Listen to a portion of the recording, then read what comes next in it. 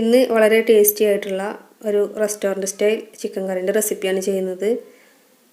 അപ്പോൾ ഈ ഒരു കറിക്ക് നമുക്ക് അധികം ഇൻഗ്രീഡിയൻസിൻ്റെ ഒന്നും ആവശ്യമില്ലാതെ വളരെ പെട്ടെന്ന് തന്നെ ചെയ്യാൻ പറ്റുന്ന നല്ല തിക്കായിട്ടുള്ള ഗ്രേവിയോട് കൂടിയിട്ടുള്ള ഒരു ചിക്കൻ കറിയാണിത്. അപ്പോൾ നമുക്ക് സിമ്പിളായിട്ട് ചെയ്യാൻ പറ്റുന്ന ഈ ചിക്കൻ കറി എങ്ങനെ ഉണ്ടാക്കിയിട്ടുള്ളതെന്ന് ഒന്ന് നോക്കാം. അപ്പോൾ അതിനായിട്ട് ഞാനിവിടെ ഏകദേശം ഒരു 3/4 കിലോളം ചിക്കൻ നന്നായിട്ട് കഴുകി വൃത്തിയാക്കി വെച്ചിട്ടുണ്ട്. ഇനി ഒരു പാൻ അടുപ്പത്ത് വെച്ചിട്ടുണ്ട്. അതിലേക്ക് ഒരു 10-11 കാഷ്യൂനട്ട് ഇട്ട് കൊടുത്തിട്ടുണ്ട്. അതുപോലെ തന്നെ നമ്മുടെ എരിവിന് ആവശ്യമായിട്ടുള്ള വറ്റൽമുളകും കൂടെ ചേർത്ത് ഒന്ന് ചെറുതായിട്ടൊന്ന് ഡ്രൈ റോസ്റ്റ് ചെയ്തെടുക്കാം.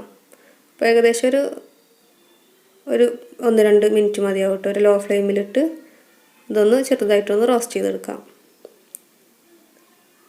ഇനി നമുക്കിത് മിക്സിയിൽ ജാറിലിട്ടൊന്ന് ക്രഷ് ചെയ്തെടുക്കണം.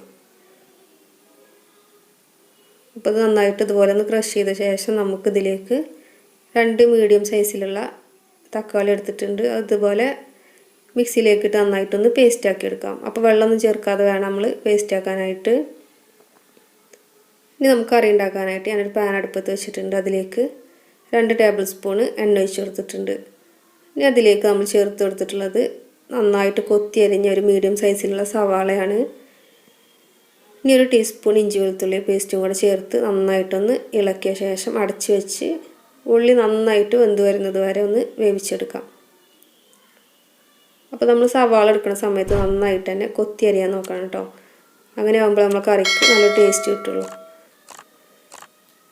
അപ്പോൾ അത് ഉള്ളി നന്നായിട്ട് വെന്ത് വന്നിട്ടുണ്ട്. നമുക്കിതിലേക്ക് ഒരു 1/4 ടീസ്പൂണ് മഞ്ഞൾപ്പൊടിയും ഒരു 3/4 ടീസ്പൂണോളം കാശ്മീരി ചില്ലി പൗഡറും ചേർത്ത് കൊടുക്കാം.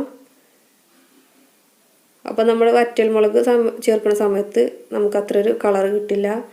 അപ്പോൾ ഒരു കളർ കിട്ടാൻ വേണ്ടിയിട്ടാണ് നമ്മൾ കാശ്മീരി ചില്ലി പൗഡർ ചേർത്ത് കൊടുക്കുന്നത്.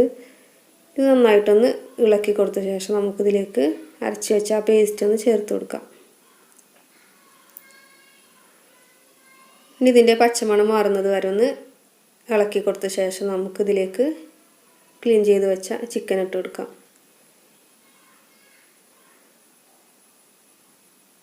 അപ്പോൾ നമുക്ക് എരിവിന് ആവശ്യമായിട്ടുള്ള വറ്റൽമുളക് എടുക്കണം കേട്ടോ. നമ്മളതിലേക്ക് ഇനി വേറെ കുരുമുളകൊന്നും പച്ചമുളകൊന്നും ചേർത്ത് കൊടുക്കുന്നില്ല. ഇനി ചിക്കൻ കൂടെ ഇട്ട ശേഷം നമുക്ക് ഇത് നന്നായിട്ടൊന്ന് മിക്സാക്കി കൊടുക്കാം. ഇനി ഇതിലേക്ക് 2 ടീസ്പൂണ് മല്ലിപ്പൊടിയാണ് ചേർത്ത് കൊടുക്കുന്നത്. അപ്പോൾ നമ്മൾ നേരത്തെ മഞ്ഞൾപ്പൊടിയൊക്കെ ചേർത്ത സമയത്ത് മല്ലിപ്പൊടി ചേർത്ത് കൊടുക്കണം കേട്ടോ. ഞാൻ ആ സമയത്ത് വിട്ടുപോയതുകൊണ്ട് ഈ ഒരു സമയത്ത് ചേർത്ത് കൊടുക്കുകയാണ്. ഇനി ആവശ്യമായിട്ടുള്ള ഉപ്പും കൂടെ ചേർത്ത് നന്നായിട്ടൊന്ന് ഇളക്കിയ ശേഷം ഏകദേശം ഒരു 3/4 ഗ്ലാസ് വെള്ളം ഒഴിച്ച് കൊടുക്കുക. അപ്പോൾ വെള്ളം അധികം ആവണ്ട കേട്ടോ. 3/4 ഗ്ലാസ് മതിയാവും. നമ്മുടെ ചിക്കൻ തന്നെ അത്യാവശ്യം വെള്ളം ഇറങ്ങി വരുമല്ലോ. ഇനി നമുക്ക് അടച്ച് വെച്ചൊരു 20 മുതൽ 25 മിനിറ്റ് വരെ ഒന്ന് വേവിച്ചെടുക്കാം. അപ്പോൾ ഏകദേശം 25 മിനിറ്റ് ആയിട്ടുണ്ട്. ഇനി നമുക്ക് ഗ്യാസ് ഓഫ് ചെയ്ത് കൊടുക്കാം. അതിന് ശേഷം നമുക്ക് ഇത് നന്നായിട്ടൊന്ന് ഇളക്കി കൊടുക്കാം.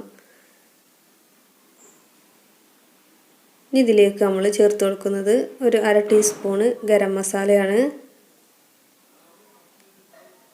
അതുപോലെ തന്നെ കുറച്ച് കസൂരി മേത്തി ഒന്ന് റോസ്റ്റ് ചെയ്ത ശേഷം ചെറുതായിട്ടൊന്ന് പൊടിച്ചിട്ടുള്ളതാണ്. അതും കൂടെ ചേർത്ത് നന്നായിട്ടൊന്ന് ഇളക്കി കൊടുക്കാം. അപ്പോൾ നമ്മുടെ കറി തണുക്കുന്നതിനനുസരിച്ച് തിക്കായിട്ട് വരും കേട്ടോ. അപ്പോൾ നമ്മുടെ ടേസ്റ്റി ആയിട്ടുള്ള ചിക്കൻ കറി ഇവിടെ റെഡി ആയിട്ടുണ്ട്. അപ്പോൾ നമുക്ക് അപ്പത്തിൻ്റെ കൂടെയോ പൊറോട്ടൻ്റെ കൂടെയോ ഏത് തരം റൈസിൻ്റെ കൂടെയൊക്കെ ബെസ്റ്റ് ആയിട്ടുള്ളൊരു കോമ്പിനേഷനാണ് ഈ ഒരു ചിക്കൻ കറി. അപ്പോൾ എല്ലാവരും റെസിപ്പി ഒന്ന് ഉണ്ടാക്കി നോക്കുക. അപ്പോൾ എന്നും പറയുന്ന പോലെ തന്നെ വീഡിയോ ഇഷ്ടമായ ലൈക്ക് ചെയ്യുക, ഷെയർ ചെയ്യുക. ഇതുവരെ സബ്സ്ക്രൈബ് ചെയ്യാത്തവരുണ്ടെങ്കിൽ പ്ലീസ് ഒന്ന് സബ്സ്ക്രൈബ് ചെയ്യുക. Thanks for watching.